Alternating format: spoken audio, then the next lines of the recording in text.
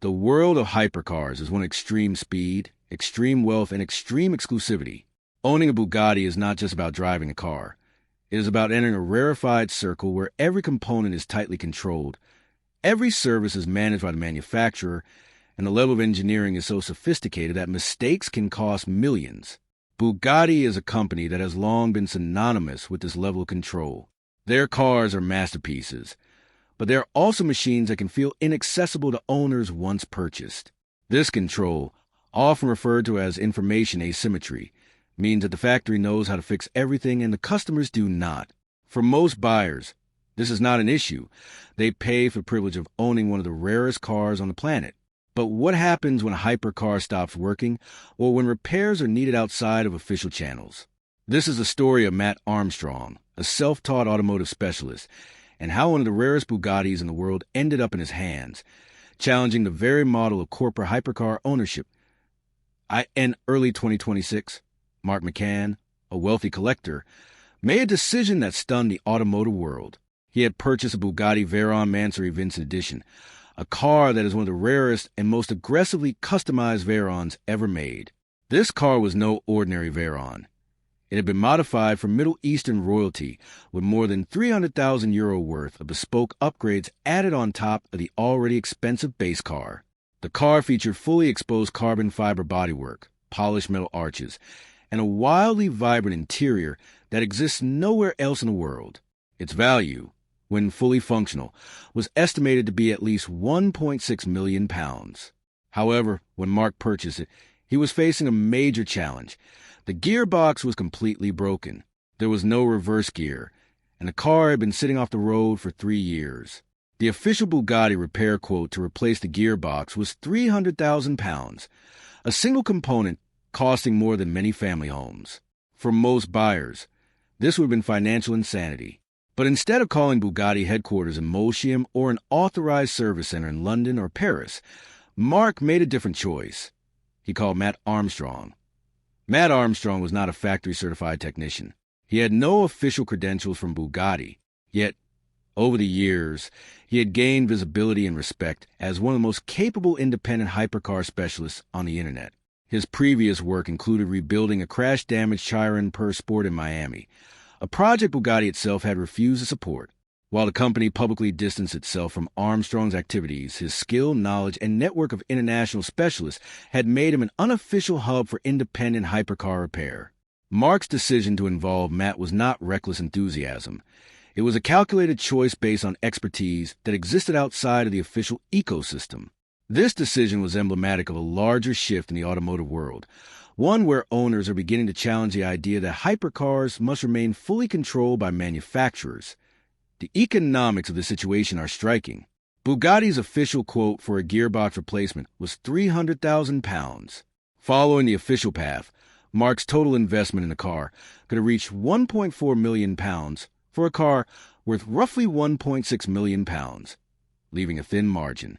However, independent specialists like Mat can source parts and rebuild gearboxes at roughly half the official cost. In Germany, for example, experts such as Fern Sun have demonstrated the ability to rebuild Veyron gearboxes for about £150,000, delivering the same function and engineering quality as the factory replacement. This reduces the cost burden on collectors significantly and changes the economics of ownership. What was previously an almost impossible financial decision suddenly became viable. This knowledge is what Bugatti may not want widely shared, because it undermines the strict control the company exercises over parts and service. Beyond financial aspect, there is a philosophical shift happening. Hypercar ownership has traditionally implied lifelong dependence on the manufacturer. Every component, every repair, and every upgrade is monitored and controlled. But Mat Armstrong's approach shows that independence is possible. Through documented rebuilds, shared knowledge, and publicly visible expertise, the idea that complex hypercars can only be serviced by official factories is being challenged. Each successful repair reduces fear, demystifies complexity, and proves that alternatives exist. The formation of an informal, independent Bugatti service network, coordinated by Armstrong, demonstrates that high-performance cars can be maintained outside official oversight while still maintaining safety, precision, and engineering integrity. This network includes specialists in aluminum welding, carbon fiber composites, fabrication, and other critical areas, creating a global ecosystem of expertise. This shift is not just technical, it is cultural. Bugatti's control model relies on the perception that the cars are too complex to be managed outside the factory. When these rebuilds are documented and shared with millions online, that control is challenged. Knowledge that was once secret becomes public, and the monopoly begins to crack. The implications extend beyond one car or one owner. Other manufacturers are watching closely because this model of independent repair and shared expertise could ripple across the hypercar industry. Owners may no longer be bound to a single company for the lifetime of their vehicles, and the notion of full mechanical autonomy becomes tangible. The choice made by Mark McCann, calling Mat Armstrong instead of Bugatti, symbolizes a turning point. It illustrates that expertise, resourcefulness, and collaboration can rival official channels, and that the future of hypercar ownership may belong as much to independent builders as to corporations. Mat Armstrong did not begin his journey with a factory badge, certification, or a formal recognition from any of the world's elite car manufacturers. He started as a passionate automotive enthusiast, driven by curiosity and an obsession with understanding complex machines. In the world of hypercars, where every system is engineered to extremes and every component carries a price tag of thousands, if not hundreds of thousands of pounds, Armstrong carved out a niche that most people thought impossible. He became known for documenting his work meticulously, explaining each step of repairs, and tackling projects that even experienced mechanics considered too risky or complicated to attempt. His rise to prominence did not happen overnight, nor did it occur through traditional channels. Instead, it was fueled by a combination of self-teaching, hands-on experience, and a willingness to confront challenges that official channels often avoided.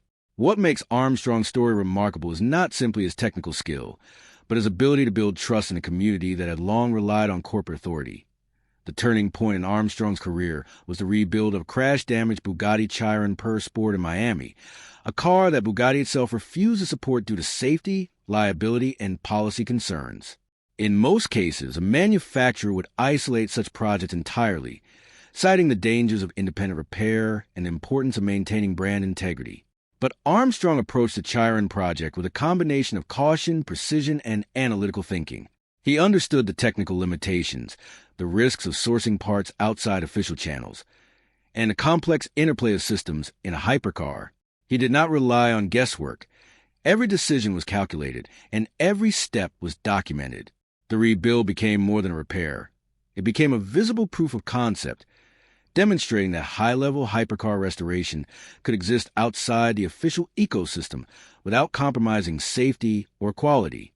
The videos, photos, and updates Armstrong shared online quickly caught the attention of enthusiasts, collectors, and other builders around the world. People began to see him as a credible alternative to factory service, someone who could solve problems that manufacturers deemed off-limits. When Mark McCann purchased his Mansory Veyron Vincent Edition, Armstrong's reputation was already well established. McCann faced a vehicle that was essentially a 900,000-pound sculpture, a beautiful, rare, and completely immobile car. The gearbox had failed, and the official Bugatti route to repair it would have cost 300,000 pounds for a single component. For a typical owner, this scenario would be enough to halt any plans for restoration. But Armstrong offered something different. His knowledge of alternative channels, international specialists, and potential rebuild solutions made the seemingly impossible practical. By calling him instead of Bugatti, McCann was taking a calculated risk, trusting Armstrong's skill and experience over official protocols. This moment reflects a larger shift in the automotive world. Expertise and knowledge, even if unofficial, can rival corporate authority, particularly when it is transparent and demonstrable that Armstrong's approach is methodical. He does not promote recklessness or shortcuts. He promotes knowledge and resourcefulness. For example, in assessing the Mansory Veyron gearbox, he discussed potential solutions, alternative sourcing options, and realistic cost breakdowns. He explained not only what could be done, but also the risks, the possible outcomes, and the practical steps required to achieve a functional restoration. This level of analysis is crucial in high-stakes hypercar repair, where mistakes can cost hundreds of thousands of pounds or compromise the safety of the vehicle. By offering this guidance publicly, Armstrong not only helped McCann make an informed decision, but also provided education for countless enthusiasts who previously thought that working on such cars was impossible without factory oversight. The implications of Armstrong's work extend beyond individual projects. By demonstrating that rare hypercars can be repaired and maintained independently, he challenges the traditional model of hypercar ownership. Manufacturers like Bugatti have long relied on a system of controlled access, where parts, knowledge, and repair processes are tightly guarded. Armstrong's rebuild show that transparency, shared expertise, and independent collaboration can create a viable alternative.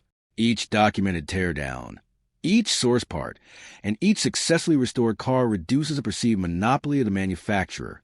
Collectors and enthusiasts now see that independence is achievable and that extreme corporate oversight is not the only path to maintaining a hypercar's performance and value, that Armstrong's influence also extends globally.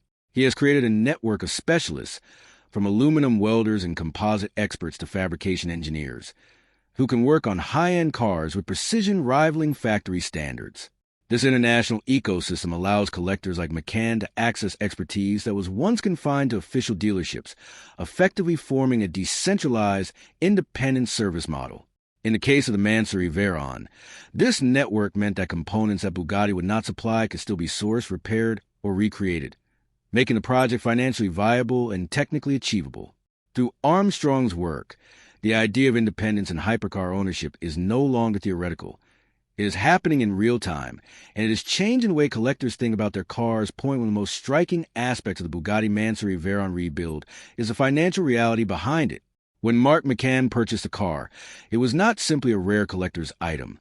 It was a £900,000 investment that, without proper repairs, could not even be driven. The car's gearbox was completely broken, and replacing it through official Bugatti channels would cost £300,000, a figure that, for a single component, surpasses the cost of many luxury homes. From a traditional perspective, this is exactly the kind of scenario that reinforces the notion that hypercars are not only exclusive in performance, but also in the economics of ownership. The factory model has always relied on scarcity, precision engineering, and high service premiums to maintain both brand mystique and profitability. Yet, this very model is being questioned by the rise of independent specialists like Mat Armstrong, who demonstrate that repairs can be carried out at a fraction of the official cost without sacrificing quality. Armstrong's approach exposes a hidden reality. The pricing model enforced by manufacturers is not purely about the technical difficulty of repair. It is also about controlling access and information. For example, independent rebuilds of Veyron gearboxes, as demonstrated by German specialists such as Fernson, can be executed for roughly £150,000, which is half the official cost. The engineering outcome is effectively the same. The car regains full functionality with all systems restored to factory standards.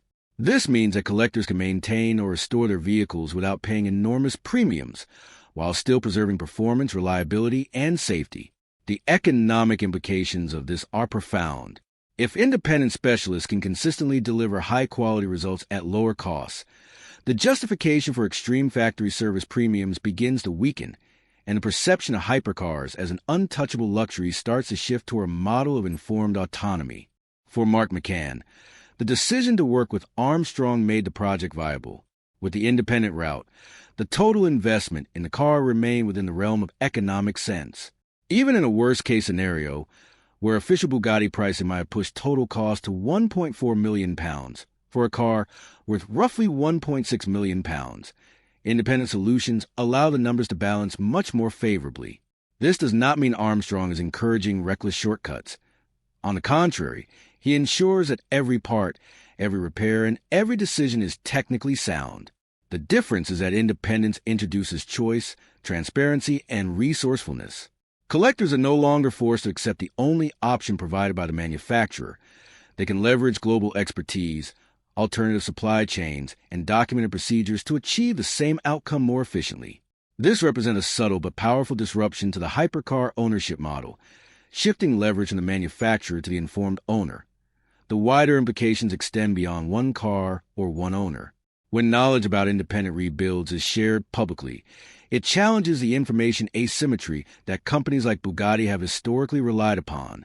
Customers no longer need to accept factory pricing blindly because they can see and learn about alternatives.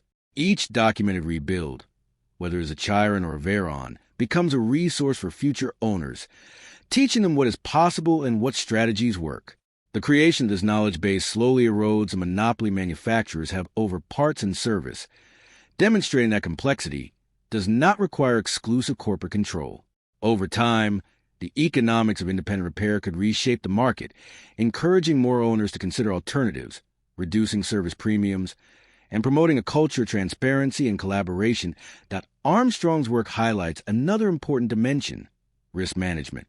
Hypercar repair is not only about money, it is also about safety, reliability, and preserving long-term value. Independent specialists must balance these factors carefully. The decisions he makes, from sourcing parts to coordinating skilled technicians, are informed by experience and technical expertise. This meticulous approach ensures that lower-cost solutions do not compromise the integrity of the car. For collectors like McCann, this means that choosing independence does not mean taking a gamble on quality. It means making a smart, calculated investment in a system that is proven and reliable.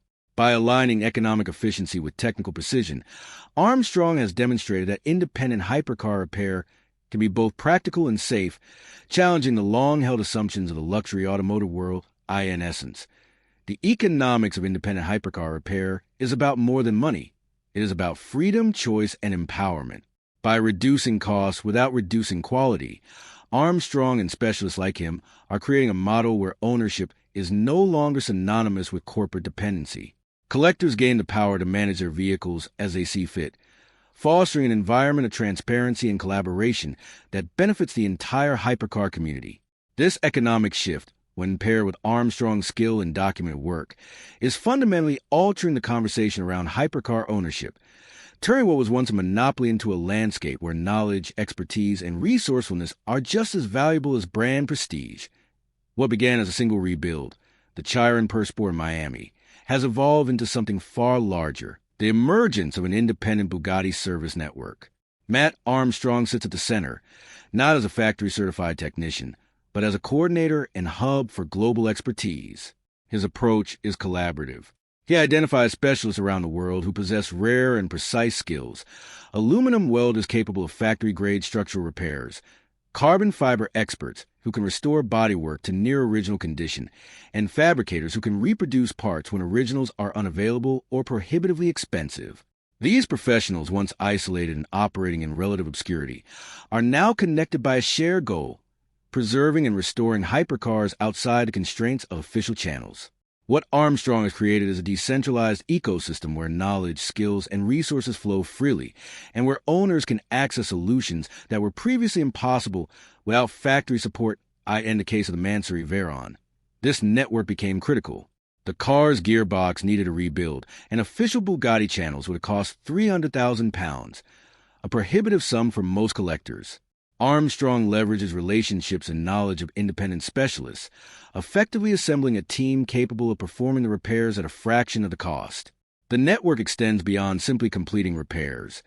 It provides guidance on sourcing components, evaluating alternatives, and implementing solutions that maintain performance and safety standards. What's important is that this ecosystem is transparent and documented. Every step is recorded, shared, and analyzed, creating a living database of expertise that others can learn from.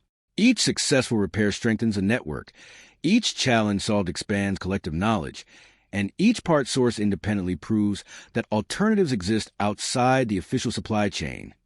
The rise of this network has significant implications for hypercar ownership. Historically, companies like Bugatti have relied on tightly controlled service ecosystems, where parts, labor, and technical knowledge were closely guarded. Owners were often compelled to rely on authorized dealerships for even routine maintenance, reinforcing a sense of corporate oversight and brand mystique. However, Armstrong's network introduces choice, transparency, and autonomy. Owners can now tap into global talent pools, gain access to alternative supply chains, and make informed decisions about repairs and upgrades. The network is not a reckless rebellion against factory standards. It is a structured, methodical, and highly skilled approach that mirrors the quality and precision of official channels, while offering greater flexibility and cost efficiency. The network also encourages collaboration on a global scale. Specialists in Germany, the UK, the United States, and elsewhere now communicate and share techniques that were once proprietary or hidden. Aluminum repair methods developed for one car can inform repairs on another. Carbon fiber solutions tested in a Chiron rebuild can be adapted to a Veyron. This cross-pollination of skills and knowledge accelerates innovation, reduces costs, and raises the standard of independent repair work. Collectors benefit from a system where expertise is concentrated not in a single factory or dealership, but distributed across a network of capable professionals, each contributing unique skills to achieve consistent, high-quality results. Perhaps most importantly, this independent network challenges the monopoly of corporate control. Bugatti's historical dominance relied heavily on information asymmetry. The factory knew how to repair the cars, and owners did not. Armstrong's ecosystem breaks this model. By documenting repairs, sharing techniques publicly, and teaching others how to navigate the complex world of hypercar maintenance, the network diminishes a mystique and empowers owners. Each rebuild becomes a tutorial. Each source part proves that alternatives exist. Each repaired car is evidence that extreme engineering does not require exclusive factory oversight. Over time, this network could fundamentally reshape the hypercar landscape, creating an environment where independence is not just possible but sustainable, and where the authority of manufacturers is balanced by the collective expertise of a global community. In short, Armstrong's work demonstrates that hypercar ownership need not mean lifelong corporate dependency. Through his leadership in the formation of an independent network, he has proven that high-end exotic cars can be maintained, repaired, and restored without sacrificing safety, quality, or value. What is emerging is a philosophical and practical shift. Hypercar ownership is evolving from a model of controlled access to one of autonomy and empowerment, where knowledge is shared, expertise is decentralized, and owners regain control over the vehicles they invest in. The network is not just about fixing cars. It is about creating a system where skill, collaboration, and transparency redefine what is possible in the world of ultra-luxury automobiles. The story of the Mansory Veyron and the independent Bugatti network is not just about mechanics or money. It is about control. It is about who truly governs the future hypercar ownership: the manufacturers who build the cars or the owners and independent specialists who maintain them. Bugatti has long relied on a tightly controlled ecosystem to protect its brand, ensure safety, and maintain exclusivity. Every part, every repair, and every upgrade has historically been overseen or approved by the factory.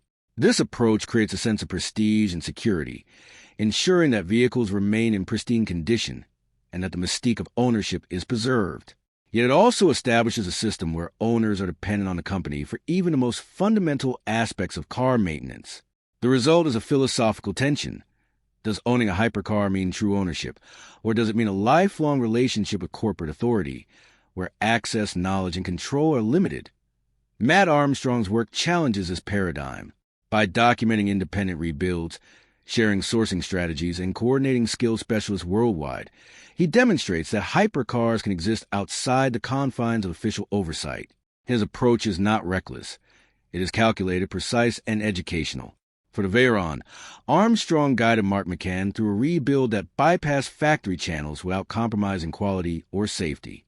Every component was analyzed, every part sourced carefully, and every repair executed to the highest standards.